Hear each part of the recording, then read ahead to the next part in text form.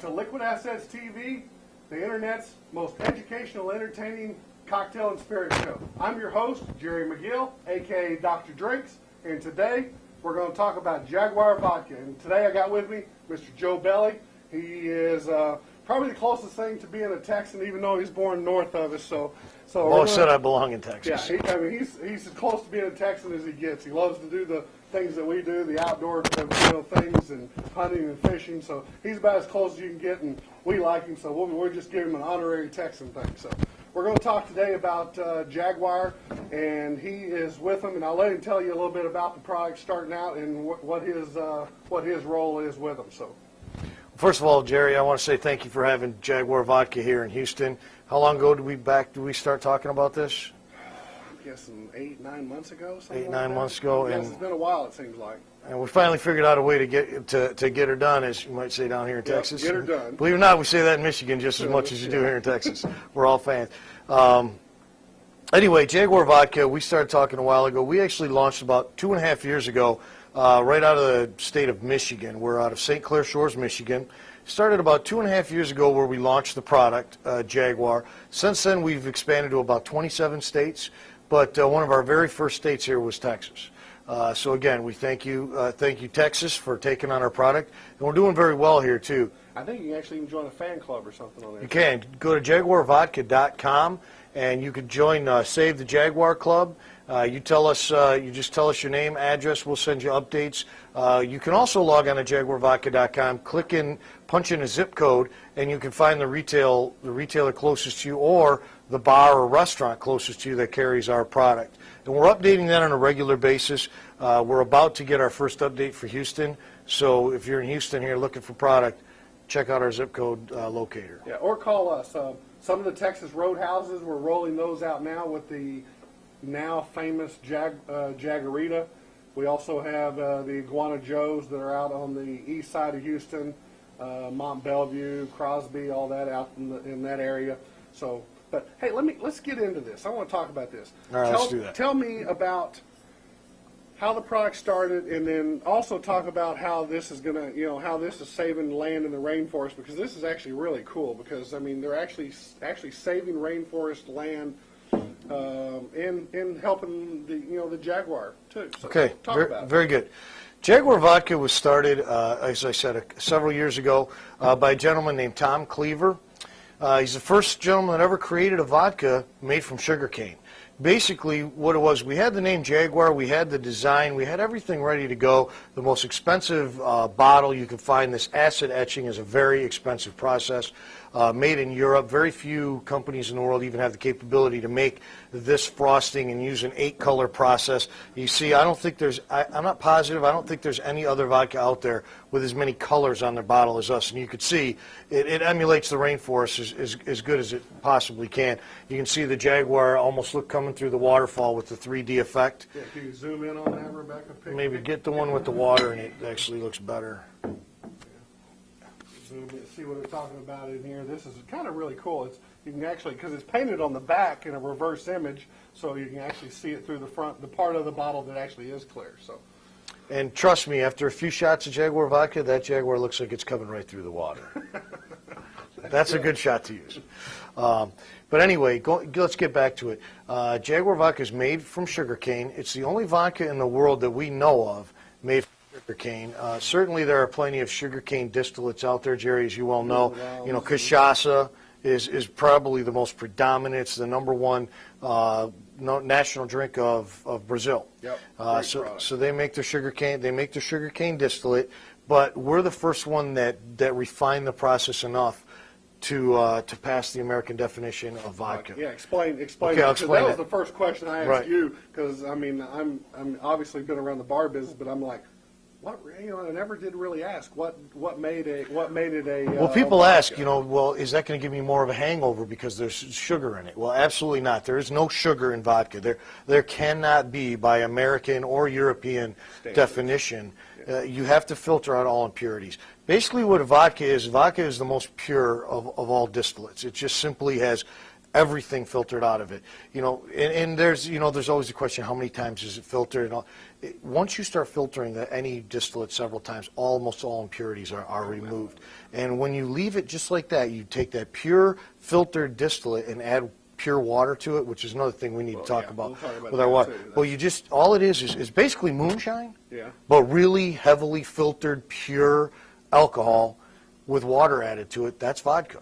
It's that simple. It's probably the most popular, and it's also the most simple of all liquors. Well, this one's probably one of the most expensive to make too, because where it's made, and that they only use sugar versus the potato and the wheat and stuff to make other vodkas, and they can buy that on the global. First of all, we take our sugarcane juice, turn it into a molasses, a heavy, thick molasses, so that it has more flavor.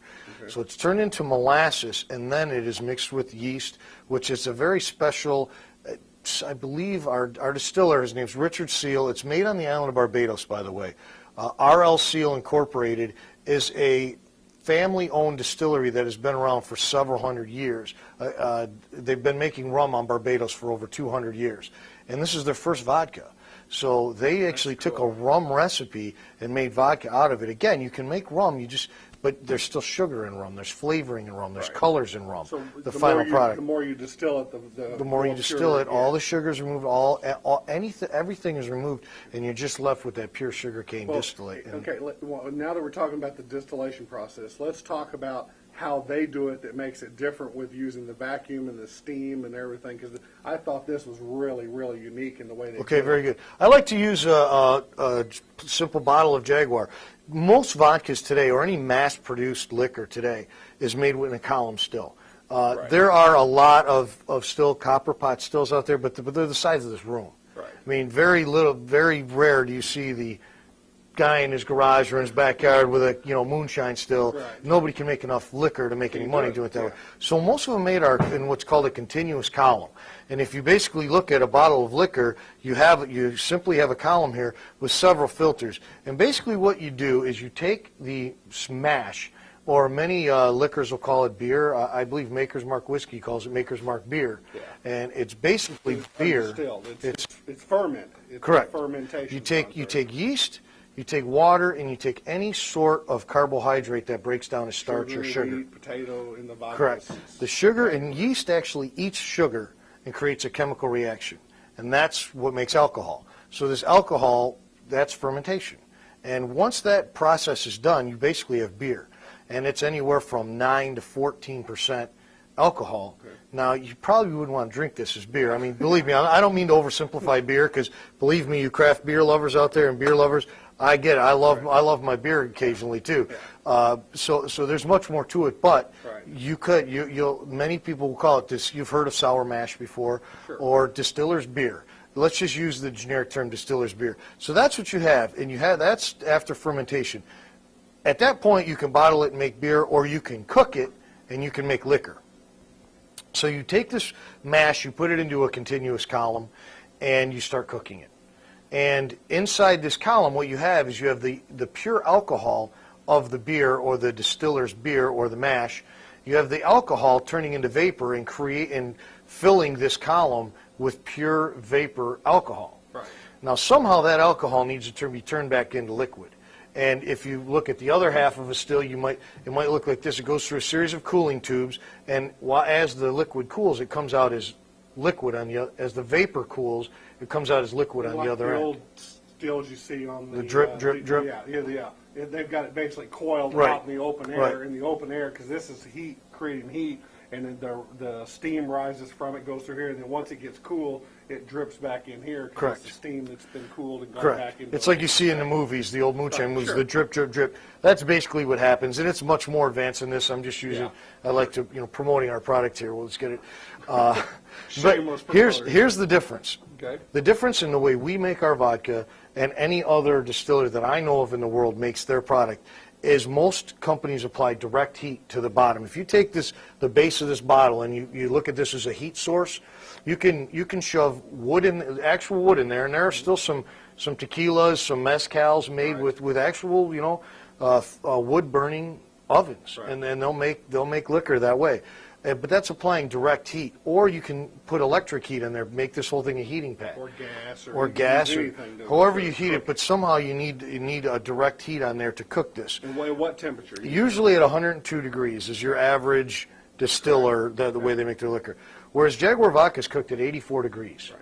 We actually shoot steam into a chamber, and so the steam gives it a very soft heat, and it doesn't cook it really fast. So it doesn't really burn it. It doesn't burn cooking it. Actually, it's really not even cooking it. It's just heating it to create Exactly. the vapors from it. So it's not burning that mash or that, Correct. that distilled. And beer anybody at the that's bottom. anybody that's ever cooked anything in their life knows if you burn the base of your pot or pan, that whole batch of anything you're cooking is going to taste burnt. Right. The whole you ever burn a bag of microwave popcorn? Yeah.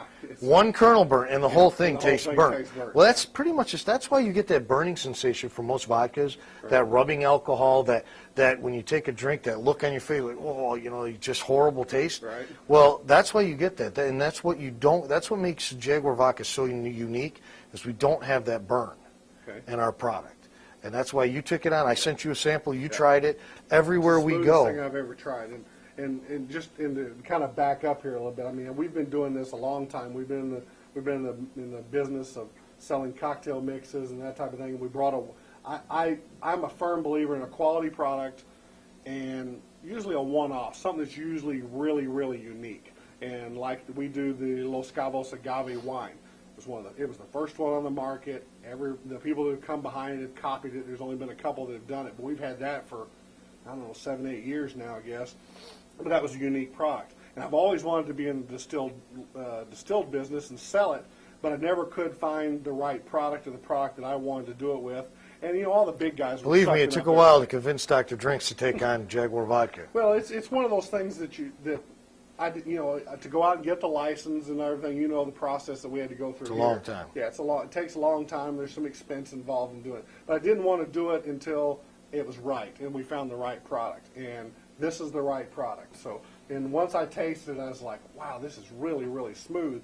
And in fact, sometimes we've actually, when we put it into an account and they pour it up and make it, they almost act like there's no liquor because you don't get that heavy It's incredible. alcohol burn You can mix this in a small glass, put 2 or 3 shots. Not that I'm recommending that, but you put you can put a little lemonade in there, some cranberry juice, and a lot of bartenders won't even believe there's vodka in there. Right. That's how smooth it is. Well, because they don't taste that burnt taste that you're talking about cooking it. So. Right. All right. And I'll tell you, Jerry, we do taste tests against other. I don't need to name other vodkas, but you take your premium vodka, take any one of your favorite premium vodkas out there, and do a side-by-side taste test. If you get a hold of this product, well, that's what we do this every day. Yeah. You've done it. Going to bars, bartenders, bar owners. We did a show. One of our very first shows. We did a Las Vegas bar and nightclub show. Nightclub and bar show. In 2 days. We tasted 716 people against the #1 selling premium vodka in the world. We won 715 taste tests. And those are the only the people that officially said, yes, I took the taste test, because we scanned their little UPC code. Yeah. So, and bartenders are bringing their bar owners over. At this show, there's 2,500 booths of free booze.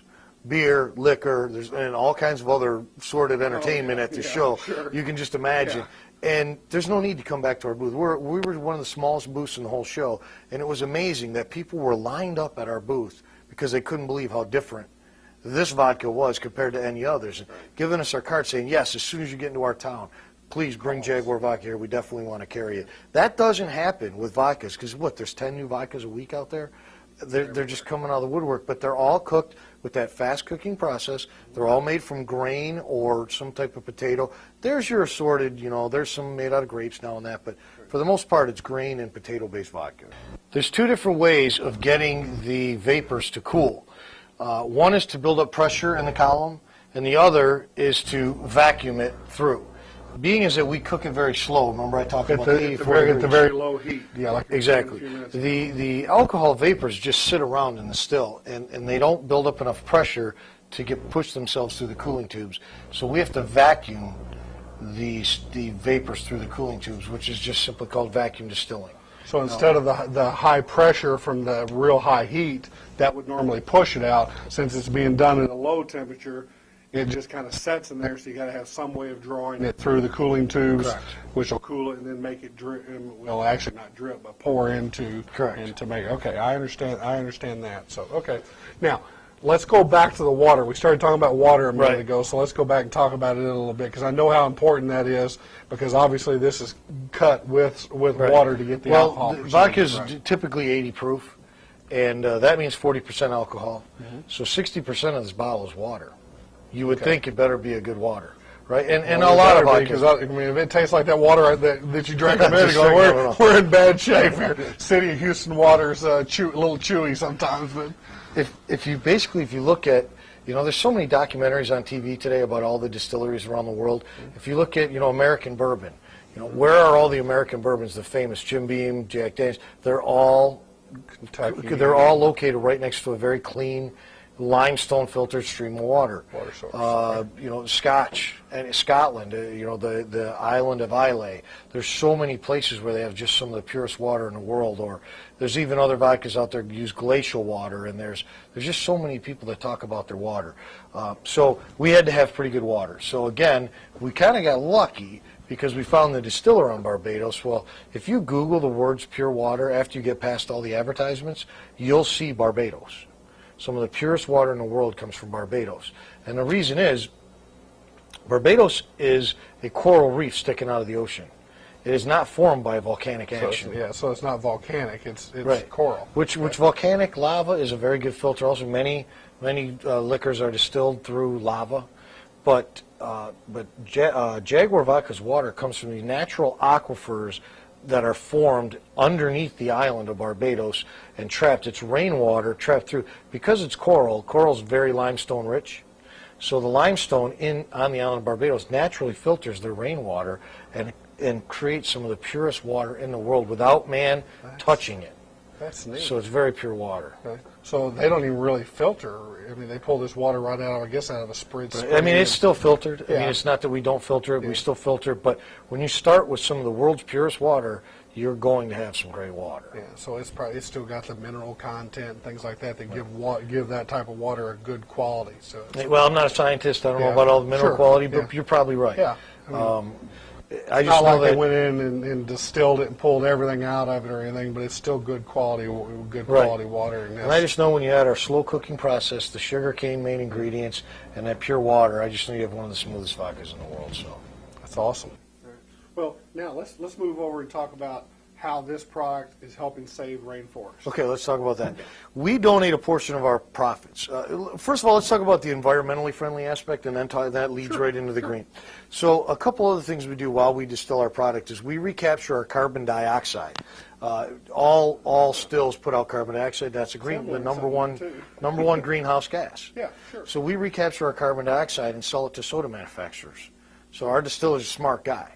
Not only is he selling green, a waste product, he helps the environment, takes a waste product that he would normally just vent into the air, take that and sell it and put it in CO2 bottles or whatever, so they can.